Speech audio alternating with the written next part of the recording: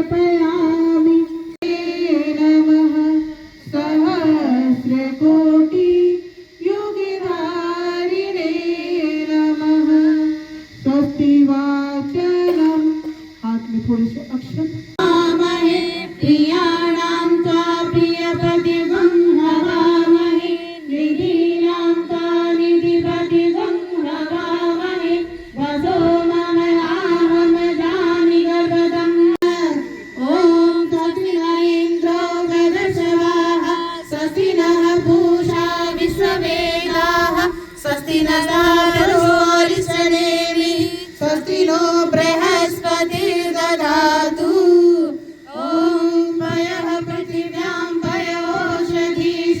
पयो दिव्यन्तरिक्षे पयो नमसि विष्णोः सफेतो विष्णोः षोडशी विष्णो द्रोमसि वैष्णवमसि विष्णेका ॐ अग्निदेवता वसवो देवता रुद्रा देवता आदित्या देवता मरुतो देवता विश्वे देवा देवता ओम द्यौ शांति अंतरिक्षं शांति पृथ्वी शांतिरापः शांतिरोषधयः शांति वनस्पतयः शांति श्यामा शांतिरेधि ओम विश्वानि देव सवितरुरितानि परासुव यद्भद्रं तनुआसु। एक जन हाथ खड़े हो जाए।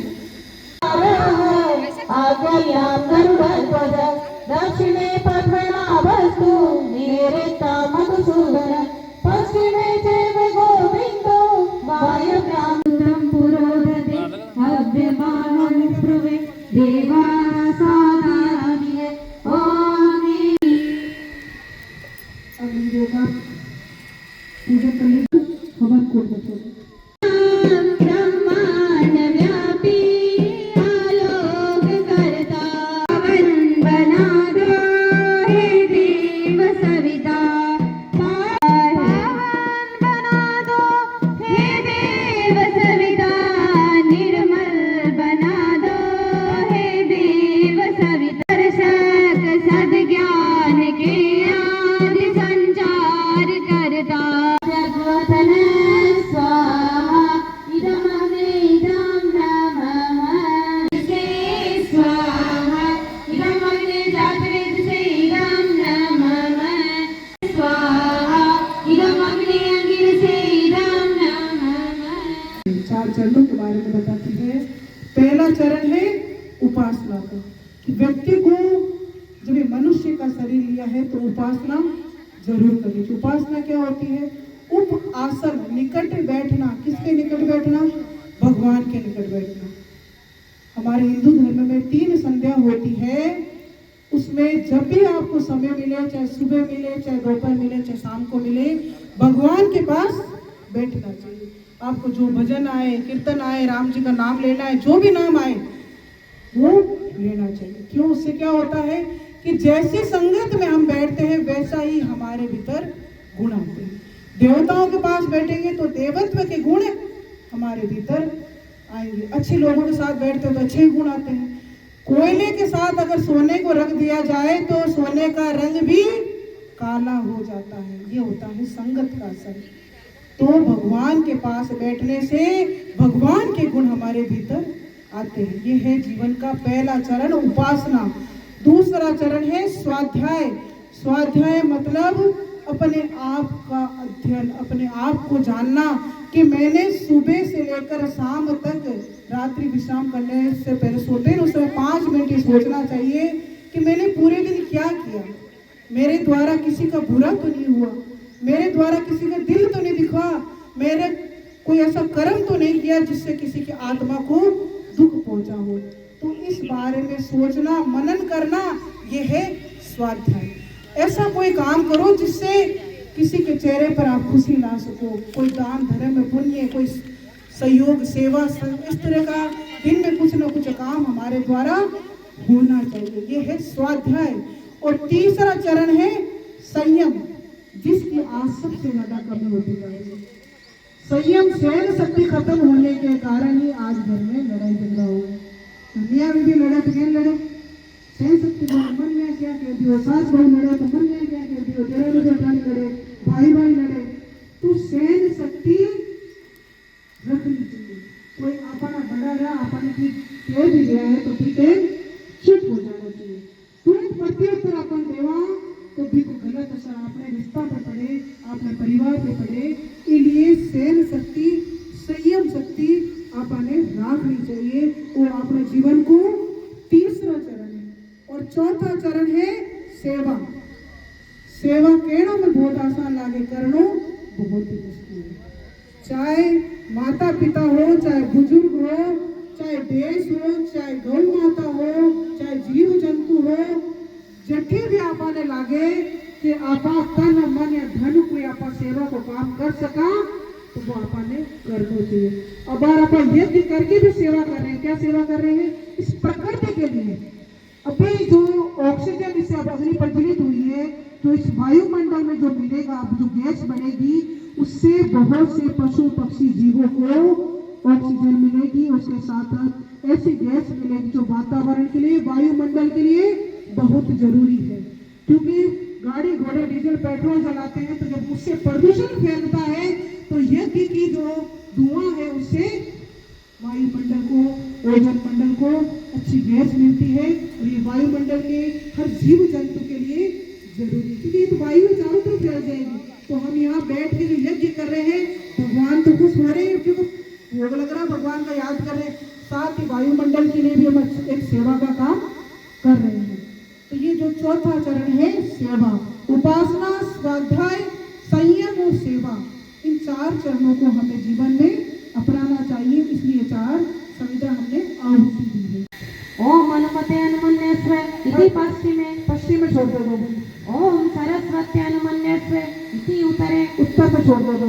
ओम देव सविता प्रसुव यज्ञम पश्चिम दिशा से ऊपर चारों तरफ घुमा दो। यो गंधर्व केतपो केतम न पुनातु वाचस्पतेन सदतु भू स्वाहा इदं यज्ञे इदं नमः ओम स्वाहा स्वाहा इदं सूर्याय इदं नमः।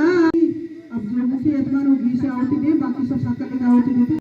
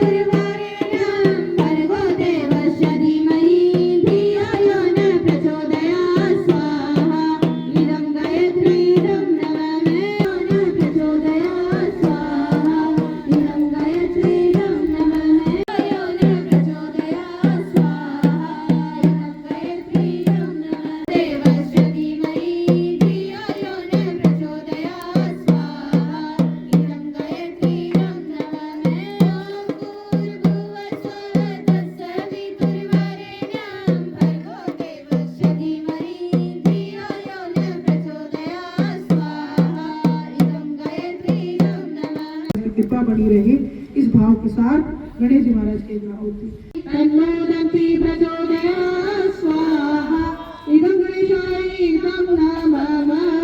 एक आहुति भगवान रुद्र के नाम से, हमारे घर में किसी तरह का कोई अनिष्ट नहीं हो, इस भाव के साथ भगवान रुद्र के नाम से आहुति। ओम पंचवक्त्राय विद्महे महादेवाय धीमहि तन्नो रुद्र प्रचोदयात् स्वाहा इदं रुद्राय इदं नमः। एक आहुति भगवान विष्णु जी के नाम से।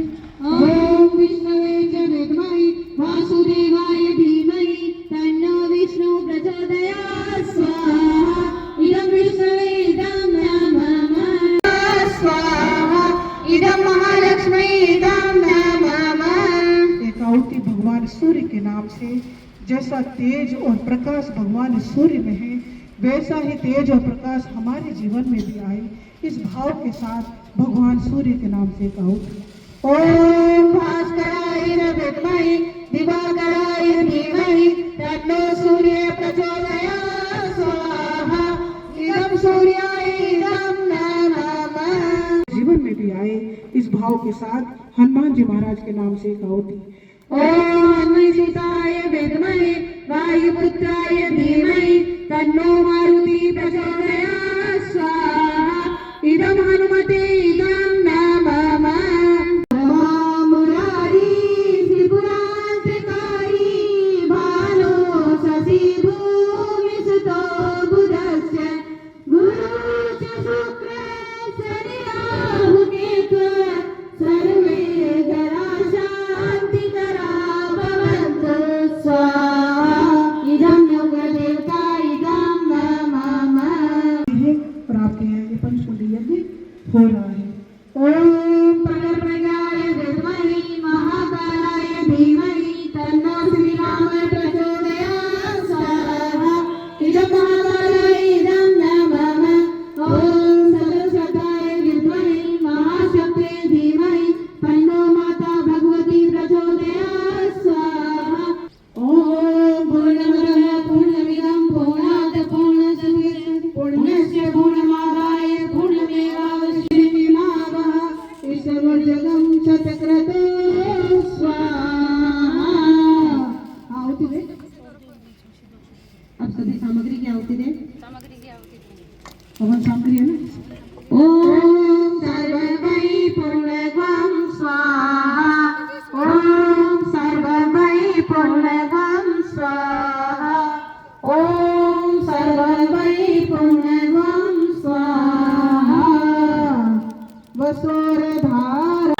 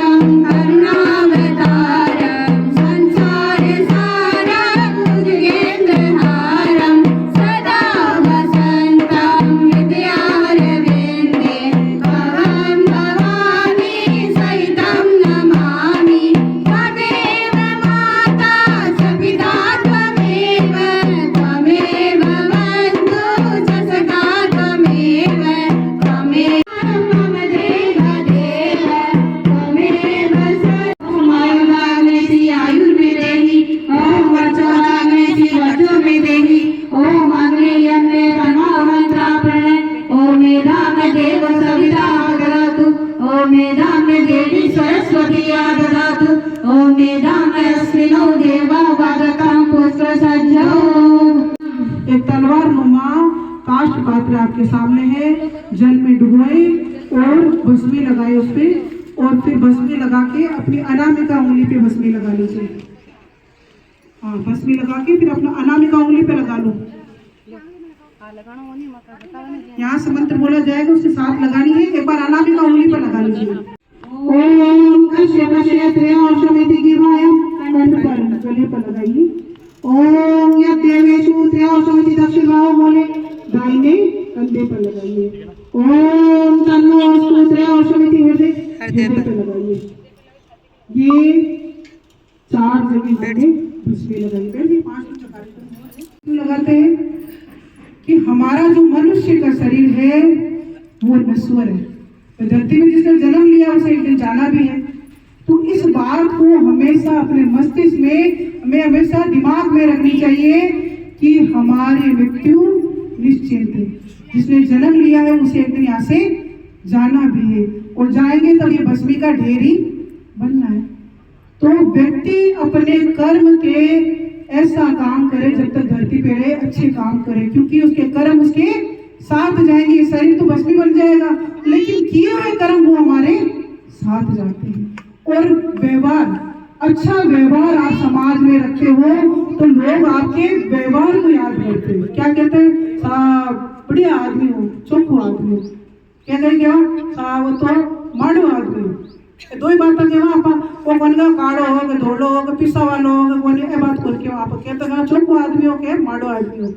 तो व्यक्ति को ऐसा व्यवहार बनाना चाहिए कि लोग उसको पीछे से जाने के बाद उसके व्यवहार को याद करें, सब बहुत बढ़िया आदमी। और कर्म ऐसे करो कि अच्छे कर्म हमारे साथ जाते हैं। इसलिए माथे पर हम भस्मी लगाते हैं। फिर हमने लगाई गले पर। गले पे क्यों लगाते हैं? कि सबसे अच्छा बोलो, मीठा बोलो, प्रेम से लो।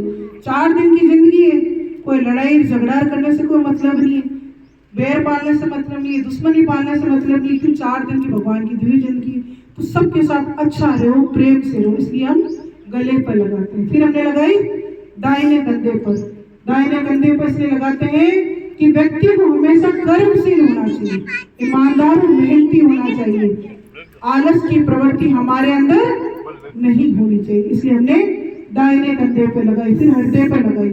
हृदय पे इसलिए लगाते हैं कि हमारे हृदय में, हमारे मन में किसी के लिए भी किसी प्रकार की कोई दुर्भावना, द्वेष भावना, ईर्ष्या भावना नहीं होनी चाहिए।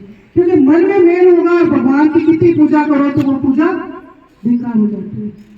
सबरी माता जाति की भीलनी थी, फिर भी उसका इतना मन निर्मल था कि भगवान राम को उनकी झोपड़ी में जाना पड़ा और झूठे बेर खाने पड़े। क्योंकि निर्मल मन होता है तो भगवान भी उसी से प्रसन्न होते हैं। मन का मेल धोना पड़ता है, इसलिए हृदय पे लगाते। मन का मेल नहीं धोया तो, मन का मेल नहीं धोया तो कैसे आएंगे भगवान, कैसे आएंगे भगवान। हमने आंगन नहीं बुहारा, तुमने आंगन नहीं बुहारा, कैसे आएंगे भगवान, कैसे आएंगे भगवान। लगी हुई है तेरी नई जान की किरण, कहीं पर हर को डरिए मेरी। आंगन चौबारा अंधियारा, आंगन चौबारा अंधियारा, आंगन चौबारा अंधियारा, कैसे आएंगे भगवान, कैसे आएंगे भगवान। मन का मेल नहीं धोया तो मन का मेल, निर्मल मन हो थोड़ा गुनायक, सबरी के घर जाते हैं। निर्मल मन हो थोड़ा गुनायक, सबरी के घर जाते हैं। शाम सूर की बाह पकड़कर साग विदुर कर जाते हैं। शाम बिचारा इस पर तुमने नहीं बिचारा, इस पर सबने नहीं बिचारा, कैसे आएंगे भगवान, कैसे आएंगे भगवान। मन का मेल अगर धोया तो, मन का मेल अगर धोया तो दौड़े आएंगे भगवान, दौड़े आएंगे भगवान। मंत्र किया है, आपकी जो पूजा अर्चना और यज्ञ किया है, इसे आप स्वीकार करें। और कोई भूल चूक होगी हो, कोई त्रुटि होगी हो तो आपके बच्चे हैं, जैसे भी हैं आपके, हमें क्षमा करना। ओम आवाहनम नदानामि देवदानामि पूजनम, विसर्जनम नदानामि समर्थ परमेश्वरं।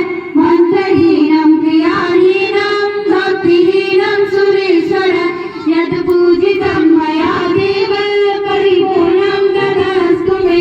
नमस्कार करिए। ओम नमो सनताय सहस्रमूर्ति, सहस्रपादा शिशिरोरुभावे, सहस्रनामे पुरुषाय युगधारिणे नमः, सहस्रकोटि युगधारिणे नमः। भगवान जी ये देना, भगवान जी वो देना। यहाँ आपको खुद के साथ लोक कल्याण के लिए मांगना है कि भगवान सबका भला करना, सबकी भलाई में हमारा कल्याण है।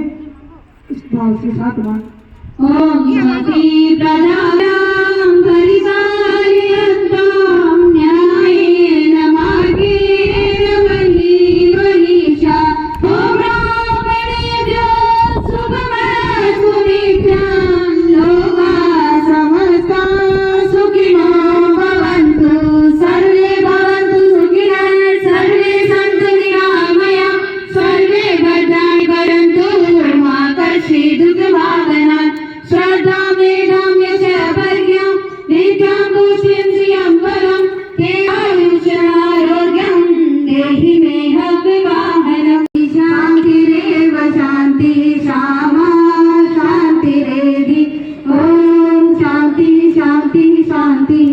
बच्चा के कोई जन्म दिवस हो, कोई विवाह दिवस हो, घर में कोई मांगलिक काम हो तो यज्ञ घर में करवाना चाहिए। तो आपने आदि परंपरा ऋषि परंपरा रिएड़ी कि कोई भी आपने घर में संस्कार होता, कोई भी पूजा होती, मांगलिक काम होतो तो यज्ञ के द्वारा ही होतो। तो सारा देवता आजा बन सबने बुलावा आपा और भोग लगा, भगवान देवता सबके भोग लगावा, स्वाहा जी बोला ना आपा तो भगवान का मुख खुलता है और आहुति अपन देते हैं। वो यज्ञ तो चलो अपन ही हो गया, लेकिन एक यज्ञ है माता बहना अपने घर में रोज कर सके। जगह अपना बड़ेरी पहला करती, दादी नानी जब करती कई करती, पहली रोटी को थोड़ा सा चूरमा बनाती, घी चीनी डालती और अग्नि ने जिमाती बिन केवे बलि वैश्व यज्ञ। ये यज्ञ हम प्रतिदिन घर में आपा कर सका। तो छोटो से यज्ञ है, क्योंकि कावड़ में भी कहते हैं कि जैसा अन्न वैसा मन। अगर प्रसाद भगवान को भोग लग जाता है तो वो भोजन क्या बन जाता है? प्रसाद। और जब प्रसाद रूपी भोजन घर के सब सदस्य करते हैं तो वैसे ही उनके अंदर संस्कार आते हैं। तो तभी तो कहा है कि जैसा अन्न वैसा मन। और भोजन बनाते समय एक विशेष बात माता बहना ने ध्यान रखनी चाहिए, भोजन प्रसन्नचित होकर, मन खुश होकर भगवान का नाम लेते हुए भोजन बनाना चाहिए। क्यों कि मन में जैसे भाव होते हैं वैसे वो अन्न बनता है। रीस में आप रोटियां बनावा ने तो आपने गुस्सा मन की जगह रीस है, फिर रोटियां पे आवे और जगह भी खावे भी ने भी फिर रीस आवे। इसलिए भगवान को नाम लेता हुआ, भगवान को कीर्तन करता हुआ, हंसी खुशी और प्रेम भोजन बनाना चाहिए। बच्चा ने कत्तो हो जावे, हमेशा आपके माँ के हाथ खाना माँ बच्चा चुप हो लागे। क्यों लागे? क्योंकि माँ जब भोजन बनाती है अपने बच्चों के लिए तो उसमें ममता होती है, उसमें प्रेम होता है, एक वात्सल्य होता है, तब वो सारा अपने जो माँ का भाव उस रोटी में आते हैं। जन तो कई बार घर में लड़ाई भी हो जावे तो थारा खाना तो चौको नहीं देता, हमारी माँ को हाथ को गोनो चौको लागे। क्यों? उसमें माँ का प्रेम होता है। तो प्रेम भाव से भोजन बनाना चाहिए। हमारे मन के भाव उस अन्न में आते हैं तो ये हम प्रतिदिन कर सकते हैं। एक साथ ही जैसे आप लेकिन रोजाना आप यज्ञ करना चाहे तो ये गौ माता के गोबर और गो अर्क, गोमूत्र और तरह तरह की जड़ी बूटियां, अश्वगंधा, जटामासी, ब्राह्मी, गूगल, लोबान, तरह तरह की जड़ी बूटियों और हवन सामग्री से निर्मित ये यज्ञ वेदी है छोटी सी, जिसे आप घर में प्रज्वलित कर कर प्रतिदिन अपने घर में यज्ञ कर सकते हैं और रोटी का भोग भी इसमें लगा सकते हैं। जिसको चाहिए वो आप हमारे पास से ले सकते हैं। माँ गायत्री सूक्ष्म यज्ञ वेदी, छोटा सा यज्ञ प्रतिदिन हमारे घर में हो सकता है। फायदा घर में, जैसे अभी यज्ञ की जो धुआं है इसकी खुशबू कैसी लग रही है? एकदम सकारात्मक ऊर्जा, भगवान का जिस खुशबू वातावरण, सुगंधित वातावरण मिल रहा है तो घर में ये धूप हो जाती है, यज्ञ हो जाता है। और इसमें जो जड़ी बूटियां हैं, जिसमें जो औषधीय गुण है, उसके लाभ भी हमारे शरीर को मिलते हैं। हम कोई मिर्ची होती है, लाल मिर्ची, कई बच्चा का टाबरा का नजर उतारा चूल्हा जलावा ने तो भी घास पूरे घर में आवा कौन आवे। तो किसी चीज का कोई गुण है, अगर अग्नि में वो छोड़ दिया जाए तो वो 10 गुना बढ़ जाता है। तो जब इसमें वो जड़ी बूटियां, घी, गोबर, गोमूत्र, इतनी सारी औषधियां डाली हुई है, जब इसको घी के माध्यम से जलती है तो उसके औषधीय गुण हमें स्वास्थ्य में भी लाभकारी होते हैं। तो ये धूप भी घर में हो गई, शरीर के लिए भी गुणकारी होगी, घर में यज्ञ भी हो गया, घर में सकारात्मक वातावरण भी हो गया और सुगंधित वातावरण भी घर में हो गया। अगर आपको किसी को चाहिए तो आप हमारे पास से ये ले सकते हैं। साथ ही गौमूत्र, गोबर और औषधियों से ये धूप बत्ती भी बनाई गई है। बाजार से हम अगरबत्ती धूप बत्ती करते हैं, शास्त्र में माना जाता है कि बांस की जो ये अगरबत्ती है नहीं जलानी चाहिए। तो ये इसमें औषधियों से बनी हुई ये धूप बत्ती भी है, जो आप लेना चाहे हमारे पास से ले सकते हैं। ये छोटा सा यज्ञ है, जिसे अपने घर में भी यज्ञ कराना है तो आप हमें सूचना देकर बुलवा सकते हैं, अपने घर में भी यज्ञ करवा सकते हैं।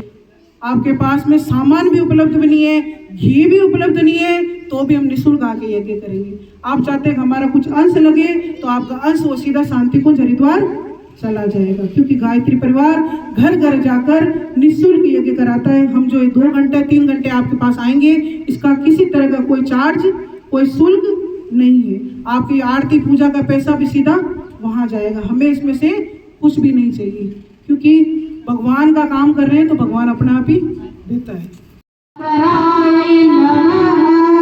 थोड़े थोड़े पुष्प लेकर 5 कुंडों की एक परिक्रमा लगाकर और थोड़ी पुष्पांजलि लेकर भगवान के इधर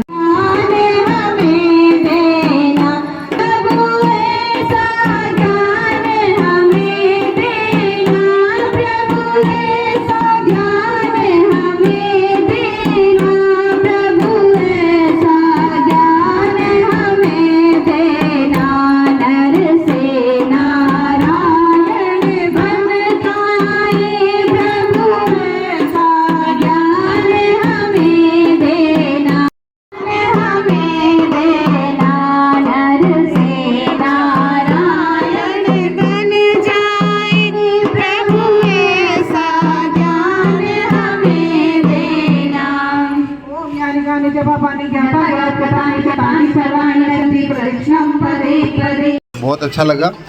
और ऐसा यज्ञ माता गायत्री से प्रार्थना करते हैं कि सब जगह होना चाहिए, और मेरे हिसाब से हर घर में होना चाहिए। सनातन धर्म के लिए बहुत बड़ी बात है। इसमें क्या अपने सब लोगों को एक नई मार्गदर्शन मिलता है, अपने को ऐसे पता चलता है पता नहीं किस चीज़ का यज्ञ करा रहे हैं, क्या कर रहे हैं। ये सब लोग आएंगे, सबको पता चलेगा, तभी सबको पता चलेगा। एक्चुअली में क्या हम लोग यज्ञ के नाम से एक दूसरे को पैसे देने में लगे रहते हैं, उनको ऑर्डर नहीं कराते। वो ऐसा सिस्टम नहीं है इसमें कहीं भी।